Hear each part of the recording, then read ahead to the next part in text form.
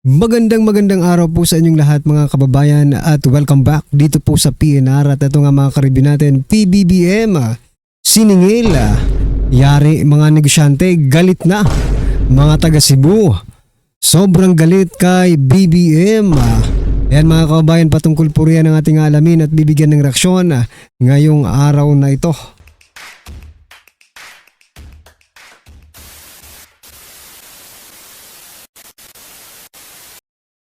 So mga kababayan, bago po natin i-play ang video ito, pasadahan po muna natin ang mga nagtitrending na balita dito po sa mundo ng social media at unahin po natin to, no, itong reaksyon, no, or post ni retired Brigadier General Orlando De Leon. Sabi niya po dito mga kababayan, bigyan lang po natin ng reaksyon. Isang pagpupulong ng mga walang silbing opisyal ng gobyerno. Nako. Na hindi maaasahan bago at habang may kalamidad. Ang kawalan ng pamahalaan habang sinasalanta ng bagyo at binabaha ang mga Pilipino ay patunay ng kawalang kakayahan at kainutilan sa oras ng pagsubok. Mahiya kayo mga inutil. Ayan mga kabayan, yan po ang naging maanghang at matapang na pahayag ni retired Brigadier General Orlando De Leon. Palakpakan po natin, no? Tama po kasi di ba? Sabi po noon ni President Bongbong Marcos Jr., no? Magbabaguhin na po nila yung kanilang mga ginagawa para ma-improve, no? Para pag may baha, di ba? Ay ma-improve na yung kanilang response. Pero bakit ganito mga kababayan? No? Mukhang palala ng palala at wala sa focus, no? Ang administrasyon ito. Kasi kung totoo pong mayroong progreso, development sa kanila, kasi dapat may development talaga. Kasi hindi lang tayo dinaanan ng bagyo isang beses. Maraming beses na po tayo dinadaanan ng bagyo, pero ang ating pamahalaan, ang ating gobyerno ay ganun at ganun pa rin ang ginagawa. Di ba? Kaya tama lang po ba kayo? Tama lang po ba na tawaging mga inutil ang nasa gobyerno mga kaubayan? Yun po ang sabi ni retired Brigadier General Orlando De Leon. Di ba? Ano pong inyong masasabi dyan mga kaubayan? I-comment nyo na lang at eto, pasadahan din po natin ito. Nako, magugulat kayo dito sa balitang ito mga kaubayan sapagkat sa bagay, hindi rin kagulat-gulat ito. No? Yung mga dating tauhan, mga dating tauhan, taga-suporta ni Speaker Romualdez, mga kaubayan, sangkot ngayon sa mga anomalya. Okay? Ito pong balita, sabi po dito, Rep. Virgil Luestro or Representative Jervel Luestro sinampahan ng kaso sa ombudsman. Nahaharap sa kasong graft si Batangas 2nd District Representative Jervel Luestro sa Office of the Ombudsman. Kaugnay ng umano'y overpricing, irregular na paggamit ng pondo at maanumalyang implementasyon ng Cat's Eye Road Stud Project sa Batangas City, San Pascual, Bauan Diversion Road. Ayan mga kabayan, nako. Sa mga susunod siguro na araw, mababalitaan rin natin yung iba pang mga tuta ni former Speaker Martin Romualdez, di ba? May mga kaso na rin. Biruin mo itong si Jervel Luestro, di ba? Sabi niya, kung napanood niyo po yung video na sabi niya, dahil kay Speaker, mayroon tayong akap, dahil kay Speaker, may tupad, dahil kay Speaker, dahil kay Speaker, aba. Ngayon, masasabi mong dahil kay Speaker, nagkaroon ka ng kaso, di ba? Dahil kay Speaker, overprice, yan, di ba? Na overprice yung Cat's Eye. Ngayon, iyak ka ngayon, di ba? Iyak ka ngayon, Jervel Luestro. Matutulungan ka ba ngayon? Ng inyong godfather, di ba? Na si Romualdez. Nako po, yan mga kababayan. Good news po ito. Bad news para sa kanila, sa atin po ay good news.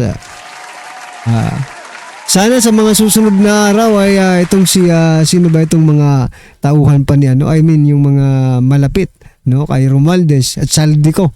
'Di ba? Yung mga tagapagtanggol, ayun si JJ Suarez, sino pa? Gutierrez, sino pa? Marami pang iba, 'di ba? Sana sa mga susunod na panahon, sila naman po ang maharap, no, at makasuhan mga kababayan.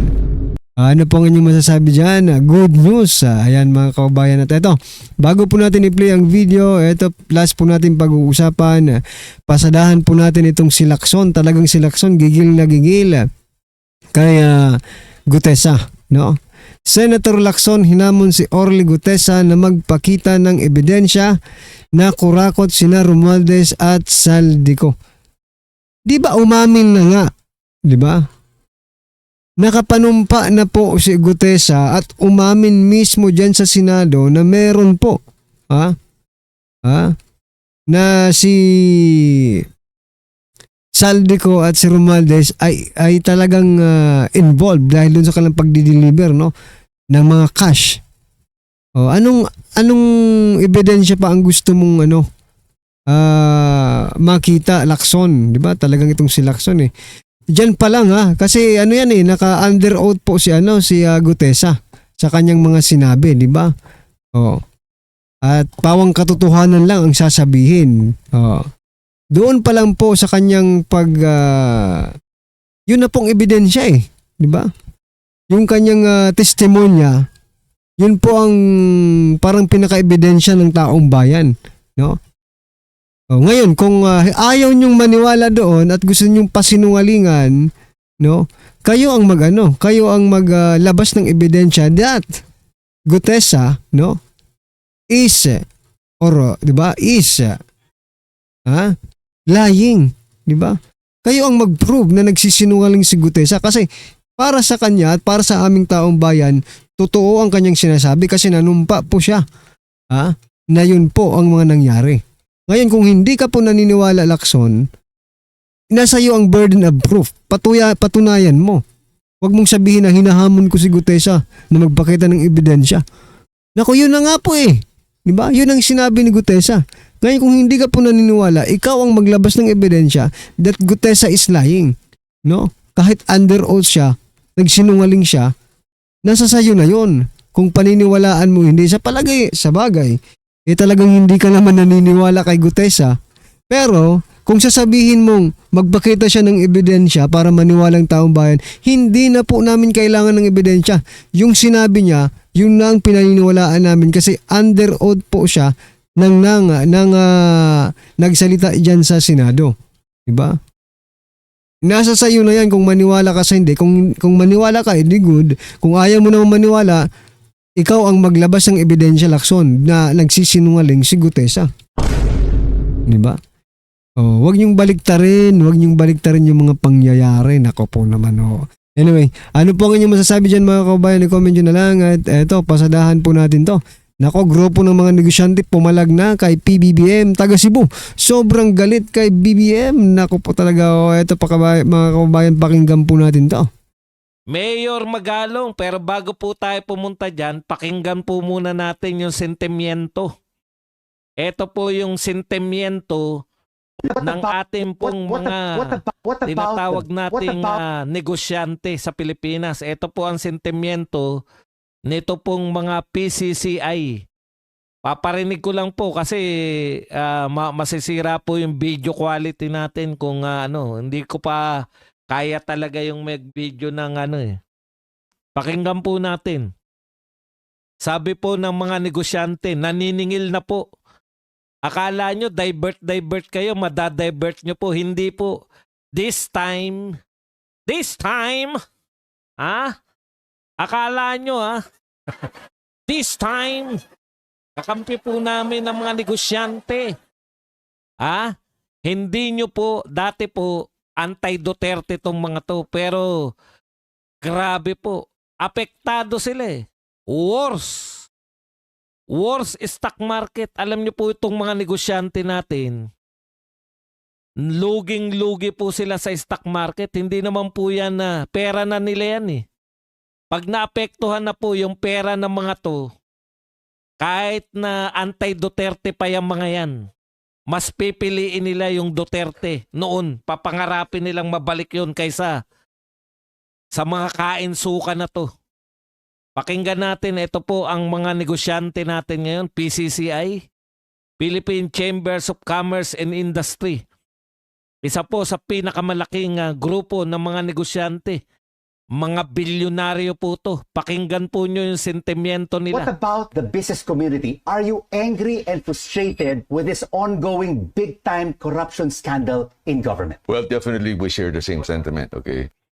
Are you frustrated and angry sa nagaganap ngayon na corruption? Definitely they are frustrated. It's not just, the gravity of this whole scandal, the amount of, you're talking about trillions of pesos. And we look at it that's our money. Tignan nyo po, no? It's not only the gravity of the scandal, no? Trillions of pesos. Sabi nila, kung titignan natin to, it is our money. Alam nyo po, pag usapan na ng pera, nasaktan sila eh. Magnakaw kayo dyan, okay lang. Basta ayaw lang namin si Digong kasi hindi kami nakakapagnakaw ng legal. Ganyan po yung katwiran nila noon, di ba? Pero ngayong apektado na kami. Apektado na yung negosyo namin. Bagsak na yung stock market. Worst performing tayo sa lahat. Hindi na po. Ayaw na po ng mga negosyante. Tuloy mo, Brad. Sino ba to?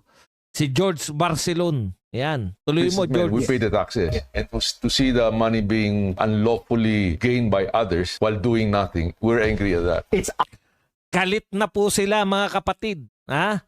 Hindi ko alam kung naririnig niyo yung sinasabi, pero galit na sila.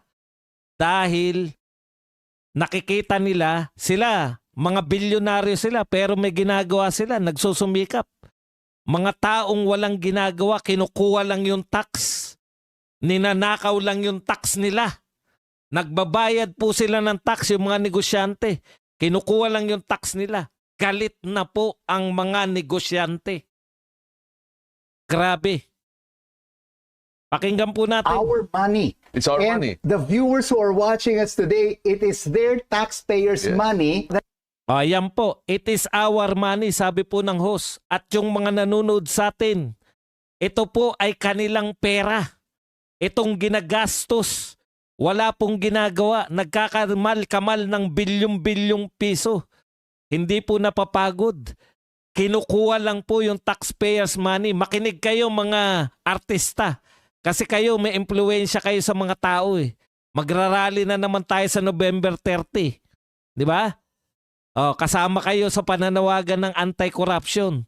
Pero dadalhin kayo sa anti-Duterte na naman. Kaya wala nangyayari sa atin eh. Pakinggan pa natin itong mga negosyante. is being spent by these corrupt government Yes. officials. Grabe po, wala na pong awatan. That is our money. Pera natin to, pera natin sa tax. Pera po ng mga nakikinig sa atin, sabi nitong host. At ito po ay ginagastos ng walang kapararakan ng mga government official. Pucha, galit po sila. Hindi po nagsasalita yung mga negosyante ng ganito until na sila po ay nasaktan dahil bagsak ang stock market. Lahat po ng malalaking kumpanya, meron po yan, isa po sa pinagkikitaan nila, stock market. Kung bagsak po, lugi po sila sa stock market. Wala na muna yung mga natin, yung mga tokis-tokis. Bait-baitan, hindi po mababait yung mga yan. At eto po, lumalabas yung pangil nila ngayon. Galit na galit ang mga negosyante Pilipino. And it is impacting sentiment in the stock market, Mr. Kita nyo na, impacting sentiment into our stock market. Doon talaga sila gigil. yung mga pagnanakaw ninyo, naapektuhan kami dahil sa stock market. Monzon. Yes, definitely. Well, our market, you can see now, is really being Battered. well, dominated by sentiment. Okay. O, eto po ang So yan mga kabayan, dahil nga sa bagsak na ang ating stock market, galit na po ang ating mga kabayang mga negosyante.